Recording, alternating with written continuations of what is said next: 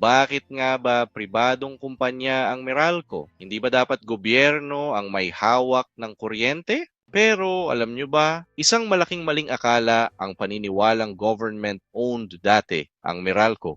Na-establish ang Meralco noong 1903 bilang isang pribadong kumpanya. Kahit noong panahon ni Ferdinand Marcos Sr., hindi ito naging government-owned. Totoong nagkaroon ng malaking impluensya ang gobyerno sa kumpanya noong martial law at napalitan ng kontrol mula sa pamilyang Lopez patungong Romualdez na malapit sa administrasyon, ngunit nanatili itong pribadong korporasyon. Nung matapos ang EDSA Revolution, noong 1986 na ibalik ang kontrol sa pamilyang Lopez. Hanggang ngayon, pribado pa rin ang Meralco, ngunit mahigpit itong binabantayan at nire-regulate ng gobyerno sa pamamagitan ng ERC at Department of Energy. Ang tanong, dapat bang gobyerno na mismo ang mamahala sa Meralco? Ang benepisyo. Mas mababang singil kung hindi pangunahing layunin ang tubo, mas madali ring magbigay ng subsidized electricity sa mahihirap at mga liblib na lugar. At dahil hawak ng gobyerno ang utility, mas madaling ipatupad ang mga pambansang programa sa enerhiya. Pero may mga panganib din. Kapag gobyerno ang may hawak, maaari itong maapektuhan ng politika. Posibleng magbago ang direksyon ng kumpanya sa bawat administrasyon. Maaari ring bumagal ang procurement, maintenance at pagpapagawa ng mga proyekto dahil sa burokrasya. At tandaan, kung kailangan ng malaking pondo para sa modernisasyon, ang gobyerno rin ang sasagot na maaaring mga hulugan ng mas mataas na utang o paggamit ng pondo na maaari sanang ilaan sa ibang serbisyong pampubliko. Kung gusto naman ng gobyerno na kunin ang Meralco ngayon, hindi ito basta-basta mangyayari. Kailangan itong bilhin ng kumpanya o ipasa ang batas para sa nationalization at obligadong bayaran ng mga may-ari ng patas na halaga. Dahil napakalaki ng Meralco, aabot ito sa daan-daang bilyong piso. Sa huli, ang tunay na tanong ay hindi kung gobyerno ba o pribado ang may-ari. Ang mas mahalaga ay kung sino ang mas kayang magbigay ng murang, maaasahan at dekalidad na serbisyo sa mga Pilipino. Kung nagustuhan ninyo ang ganitong uri ng content, huwag kalimutang i-like, i-share at mag-subscribe para sa mas marami pang usaping mahalaga sa bawat Pilipino.